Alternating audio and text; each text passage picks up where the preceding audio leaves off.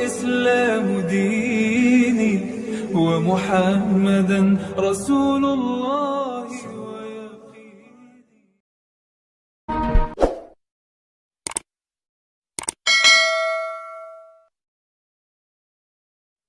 Sampai ke pembahasan keutamaan sholat duha. Di dalam hadis riwayat Imam Muslim yang tadi telah saya bacakan, Rasul bersabda sallallahu alaihi wasallam, setiap pagi ruas-ruas tulang seorang di antara kalian membutuhkan sedekah, maka setiap tasbih adalah sedekah, setiap tahmid adalah sedekah, setiap tahlil adalah sedekah. Tahlil itu ucapan la ilaha illallah. Setiap takbir adalah sedekah. Memerintahkan berbuat baik sedekah, mencegah perbuatan mungkar sedekah. Dan cukup dengan 2 rakaat, cukup 2 rakaat sholat duha menjadi sedekah bagi seluruh ruas-ruas tulang tersebut. Hadis ini hadis yang sahih, diriwayatkan oleh Imam Muslim yang lahir tahun 204 Hijriah, wafat 261 Hijriah. Jadi Nabi sebutkan di sini, dengan ibadah, zikir, wa amrun bil ma'ruf wa nahyun 'anil munkar, semuanya itu menjadi sedekah bagi ruas-ruas tulang yang ada di tubuh kita. Ada 300 lebih riwayat. Namun dengan 2 rakaat salat duha itu sudah cukup menjadi sedekah di hari tersebut bagi seluruh ruas tulang kita. Ini dikatakan oleh musannaf syarih hadzal kitab Syekh Dimyat, yakfi an hadhihi sadaqati kulliha an hadhil a'adha. Cukup dengan 2 rakaat dia menjadi sedekah daripada seluruh ruas tulang, yaitu 2 rakaat salat duha. Li khususiyatin fiha wa sirrun la ya'lamuhu illallahu ta'ala wa rasuluh sallallahu alaihi wasallam. Menunjukkan keistimewaan salat duha, dan ada rahasia yang tidak diketahui kecuali Allah dan Rasul yang mengetahui rahasia dan keistimewaan dari salat duha.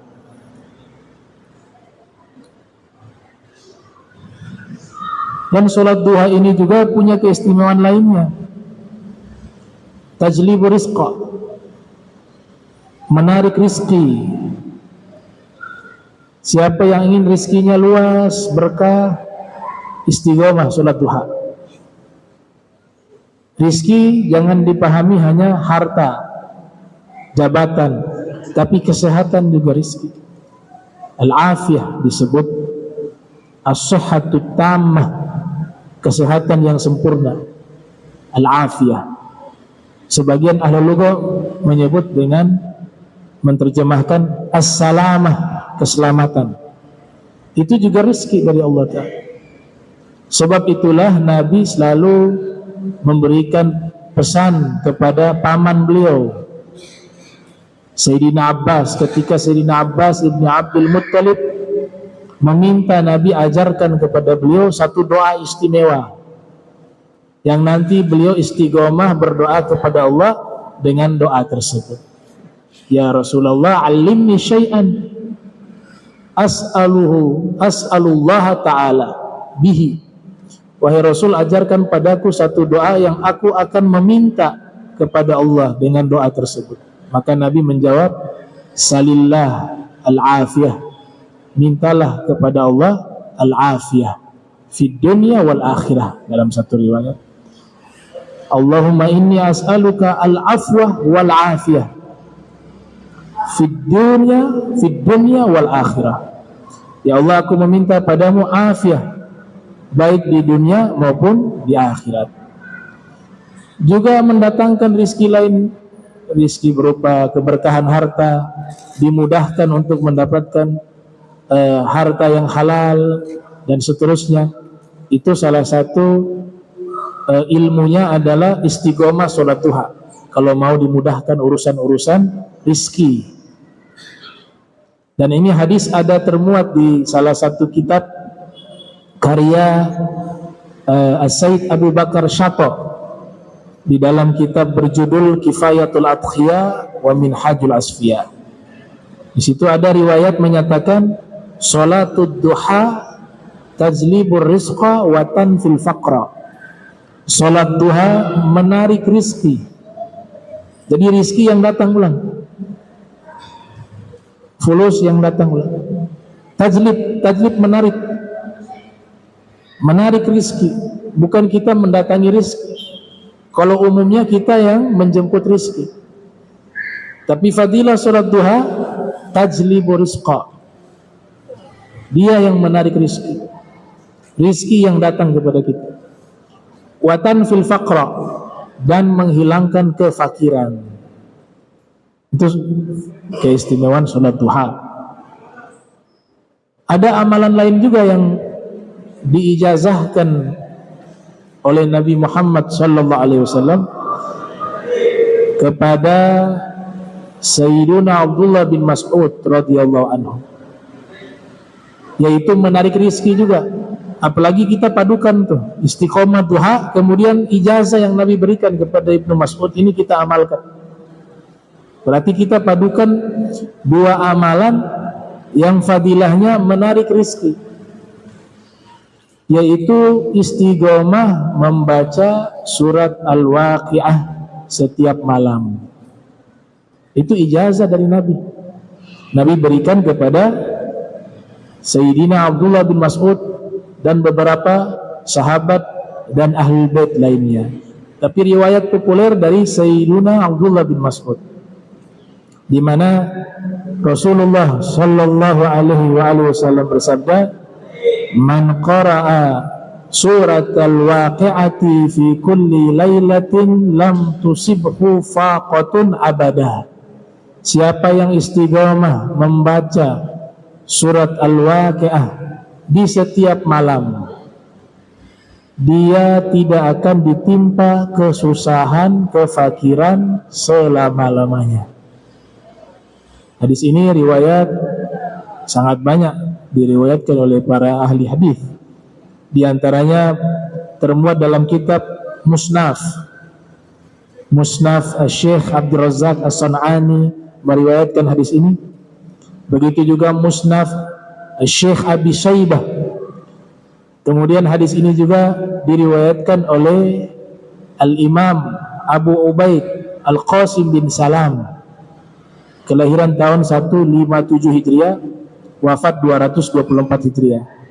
Ilmu tajwid beliau yang kumpulkan dalam kitab. Makanya nama beliau disebut sebagai salah satu ulama yang menyusun ilmu tajwid secara sistematis. Ilmu baca Al-Quran, tajwid, itu disebutkan bahwa beliaulah orang pertama yang mengkodifikasi ilmu tajwid. Alim, mujtahid, faqih, muhaddis, sezaman dengan Imam Syafi'i. Imam Syafi'i lebih tua 7 tahun, karena Imam Syafi'i lahir 150, beliau kelahiran 157 Hijriah, berarti selisih usia 7 tahun. Ilmu tajwid beliau dalam kitabnya Al-Qiraat. Nah, hadis tadi keutamaan surat Al-Waqi'ah beliau riwayatkan juga di dalam kitabnya Fadailul Quran. Kemudian hadis tersebut juga diriwayatkan oleh Al-Imam Ahmad bin Hanbal yang lahir 164, wafat 241 Hijriah, di dalam kitab Fadail As-Sahabah. Dan hadis tersebut juga diriwayatkan oleh Ibnu Sunni yang lahir tahun 280 Hijriah, wafat 364 Hijriah, dalam kitabnya Amal Yaumi wa Lailah.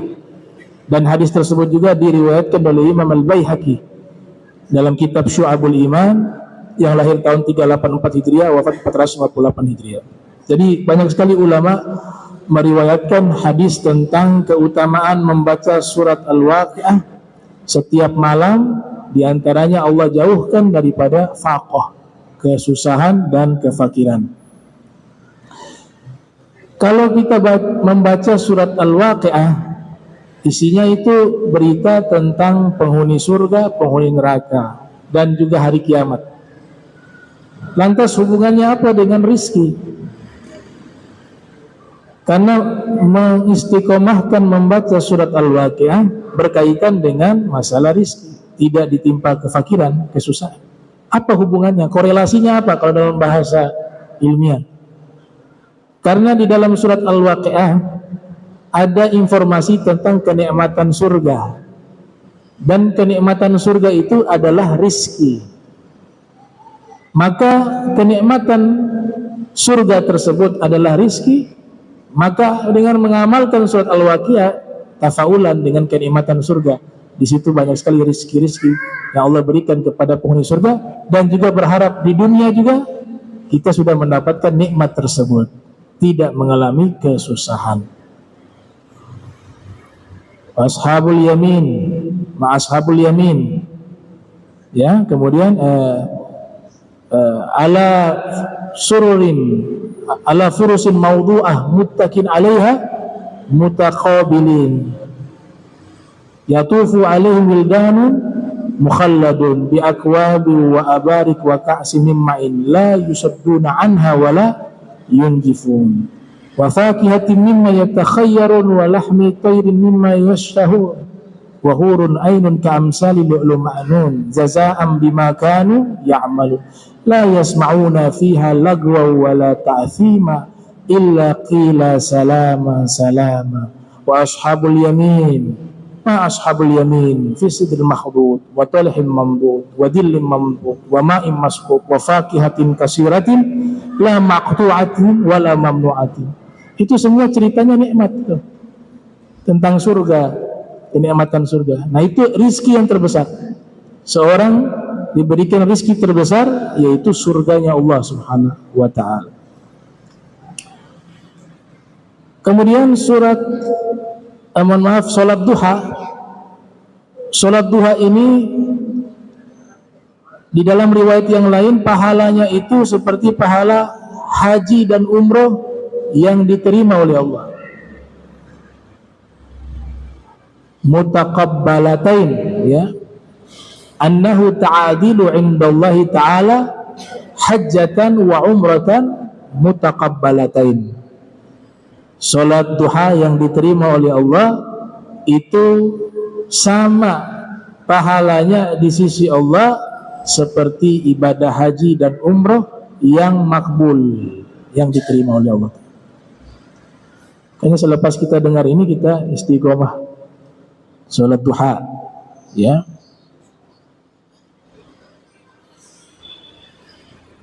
Hukumnya sunnah bittifaqil madzahibil arba'ah.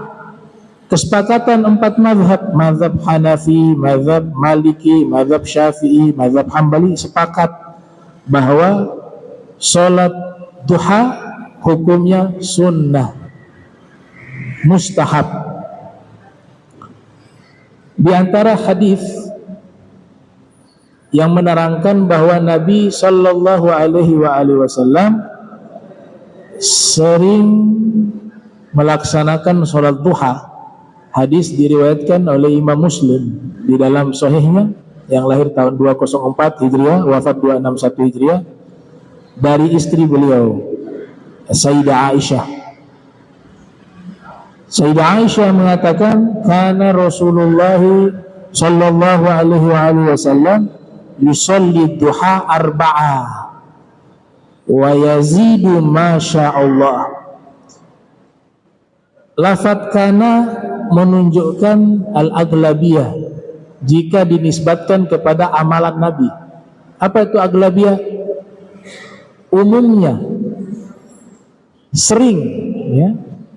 Kata Imam Ibnu Qudamah Al-Maqdisi, kalau ada kana kemudian menerangkan amalia Rasulullah, maka itu menunjukkan aglabiyah, kebiasaan Nabi, umumnya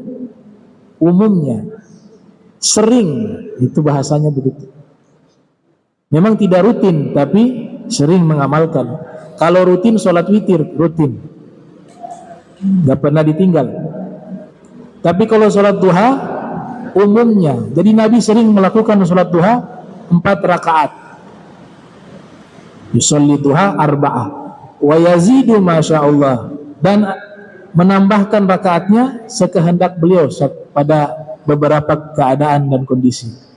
Kali ulama memberikan keterangan, kadang beliau 2 rakaat, kadang 4 rakaat, kadang 6 rakaat, kadang 8 rakaat. Bahkan Imam Nawawi mengatakan bahwa sholat duha itu paling banyaknya 12 rakaat. Umumnya 8, maksimalnya 8 rakaat. Namun Imam Nawawi dalam kitab Minhajut Talibin yang lahir tahun 631 Hijriah, wafat 676 Hijriah, menyatakan paling banyaknya rakaat sholat duha 12 rakaat.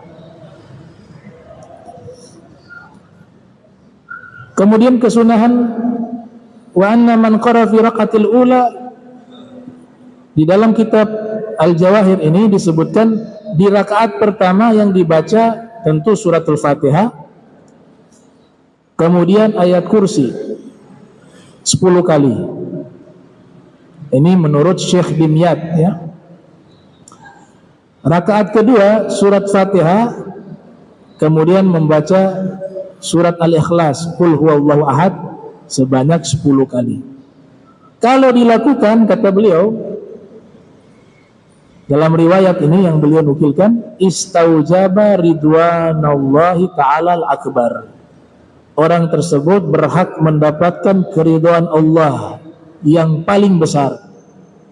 Dapat ridhonya Allah paling besar. Laisa syai'un akbar min ridho. Syekh Abu Ali Daqqaq mengatakan, laisa syai'un akbara minar ridho. Tidak ada suatu anugerah yang paling besar di alam semesta ini melebihi ridhonya Allah kepada hamba. Makanya sifat orang-orang yang terbaik, radhiyallahu anhum wa radu an. Radhiyallahu anhum, Allah ridho kepada mereka dan mereka ridho kepada Allah. Di dalam kitab fikih, di antaranya I'anatut Talibin karangan Said Abu Bakar Syaqa, beliau mengatakan yusannu an yaqra'a suratai wasyamsi wadduha. Disunnahkan membaca di rakaat pertama Al-Fatihah, kemudian surat wasyamsi wadduha. Di rakaat kedua Fatihah, kemudian surat wadduha. Ini yang kesepakatan para fuqaha, khususnya dalam mazhab kita, mazhab Syafi'i. Itu dinukil oleh Said Abu Bakar Syaqa. Atau qad warat aidan, datang juga dalam satu riwayat, rakaat pertama baca suratul Fatihah, di rakaat keduanya membaca surat Al-Kafirun. Rakaat pertama Fatihah dan Al-Kafirun, rakaat keduanya Al-Fatihah dan Al-Ikhlas. Itu juga diajarkan demikian. Sisa kita pilih saja yang mana. Kemudian rakaat paling sedikitnya sholat duha 2 rakaat, maksimalnya 8 rakaat menurut pendapat mayoritas ulama. 8 rakaat. Wa an Abi Hurairah radhiyallahu ta'ala anhu marfu'a, inna fil jannati baba yuqalu lahu ad-duha. Diriwayatkan dari Abi Hurairah, sesungguhnya di surga itu ada satu pintu dinamakan pintu duha, pintu ad-duha. Fa idza kan, apabila datang hari kiamat, nada munadin, ada malaikat yang menyerukan, ainal ladzina kanu yudimuna ala salati duha hadza babukum fadkhuluhu birahmatillahi ta'ala. Apabila tiba hari kiamat, ada malaikat menyerukan, di mana orang-orang yang istiqomah melaksanakan sholat duha, ini pintu kalian, silakan masuklah ke dalam pintu tersebut menuju kepada surga dengan rahmatnya Allah subhanahu wa ta'ala. Jadi ada jalan pintas masuk surga. Pintu surga banyak. Ternyata ada satu pintu namanya pintu ad-duha, untuk orang-orang yang istiqomah sholatul duha. Fayambagi al-muhafazatu 'alaiha, maka selayaknya kita menjaga sholat duha tersebut. Kapan waktunya? Wa waktuha min irtifa'i syams karumhin ila zawal. Waktu duha itu sudah bisa dilaksanakan ketika matahari terangkat, sama seperti waktu yang disebut waktu diperbolehkan sholat setelah subuh. Kapan itu? 4 derajat. 4 derajat. 4 derajat sama dengan 16 menit setelah terangkatnya matahari. Pada waktu itulah diperbolehkan kita sholat. Karena ba'da subuh sholat itu dilarang, ya. Ba'da subuh sholat sunnah. Sholat sunnah yang tidak muqarin dan tidak mutaqaddim, ya, zatu sababil mutaqaddim dan zatu sabab al-muqarin. Ini pembahasan panjang dan dibahas di Masjid Al-Amin tentang sholat-sholat sunnah yang tidak boleh dikerjakan di waktu-waktu yang dilarang, dan sholat-sholat sunnah yang bisa dikerjakan di waktu tersebut. Itu pembahasan cukup panjang. Walhasil, ba'da subuh, ketika matahari sudah terangkat 16 menit setelahnya, sudah bisa mulai melaksanakan sholat duha.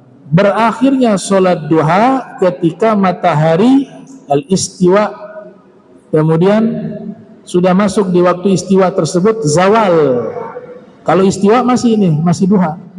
Istiwa matahari persis di tengah.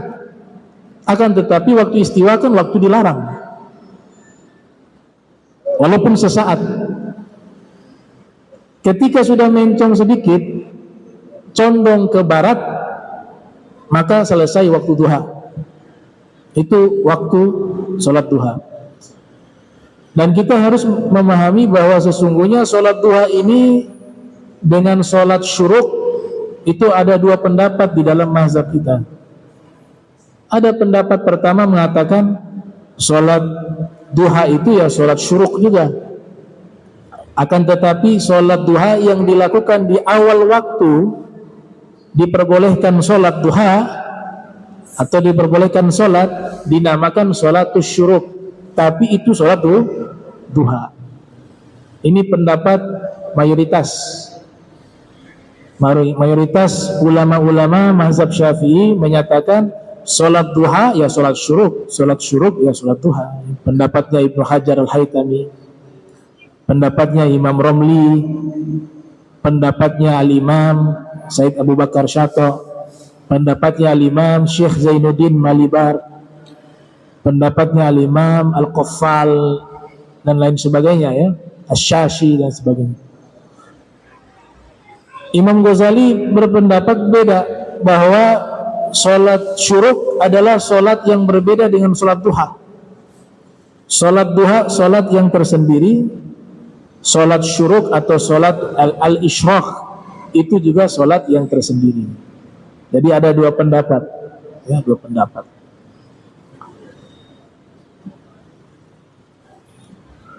Ada satu riwayat yang menyatakan bahwa siapa yang istiqomah sholat duha, kemudian di tengah jalan dia menghentikan sholat duha, tidak istiqomah lagi. Jadi awalnya istiqomah dia menjaga sholat duha, tapi ternyata di pertengahan dia hentikan sholat duha tersebut. Itu ada riwayat menyatakan bahwa nanti orang itu ya'ama, akan buta matanya. Au tamut auladuh ya. Atau nanti anak-anaknya mati mendadak. Ini ada riwayat itu. Tapi ulama hadis mengatakan la aslalahu, ini gak ada sumber dari Nabi Muhammad SAW. Ternyata dibuat penelitian riwayat tersebut, ya, disebutkan oleh Zakar Al-Allamah Ibnu Allam Ad-Dimishqi dalam kitab Al-Futuhatur Rabbaniyah, bahwa Al-Imam Al-Iraqi, guru daripada Al-Hafiz Ibnu Hajar Al-Asqalani, menyebutkan bahwa sesungguhnya banyak dari para ulama meneliti tentang riwayat tersebut.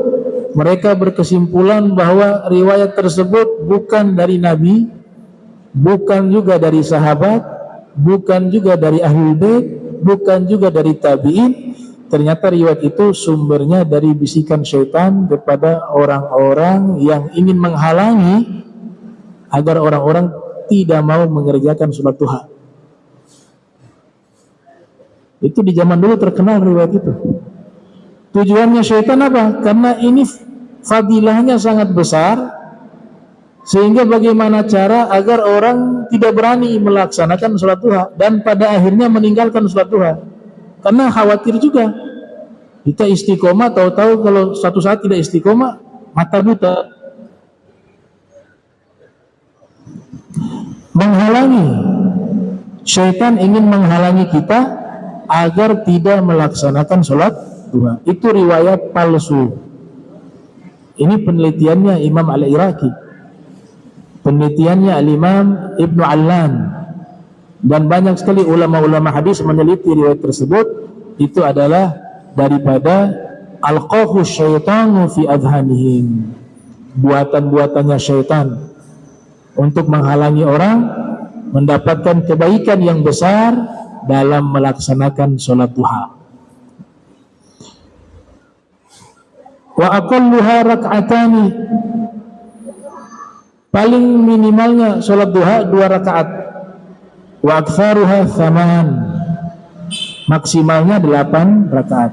Wa waqtuha min irtifa'i syams, dan waktunya tadi saya sudah jelaskan, matahari sudah terangkat, karumhin, seperti tombak, ila zawal, sampai condongnya matahari ke arah barat di saat posisi al-istiwa.